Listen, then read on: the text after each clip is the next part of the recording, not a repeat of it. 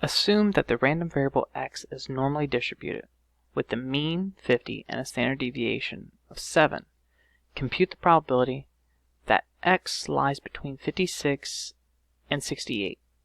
Now, first thing to notice, the inequality signs do not have an equal sign, as opposed to what we just saw where we had an equal sign. That really doesn't make that much of a difference. So don't get worried about whether it's equal to or not equal to. We're going to all assume the inequalities don't need it, because mathematically it works out, because it's just such a minute portion of the area.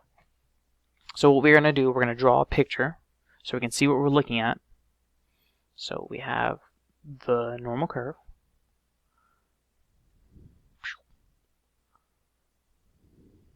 Average is 50. It wants this variable to be between 56 and 68. So it needs x to be in between those two numbers. That's where x has to be. We need to find the probability or the area associated with that portion of our normal curve.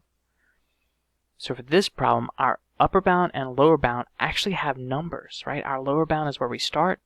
That's going to be 56. Our upper bound is where we end. That's going to be 68. Again, we have our average of 50, and we have a standard deviation of 7. So we have all the information. We just have to use the calculator to tell us what it is.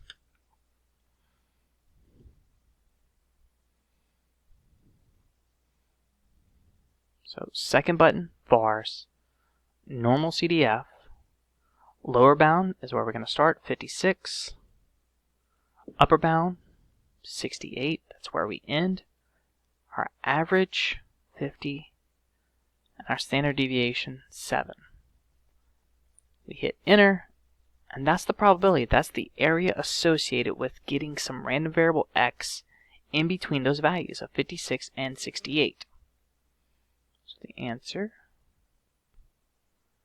0.191.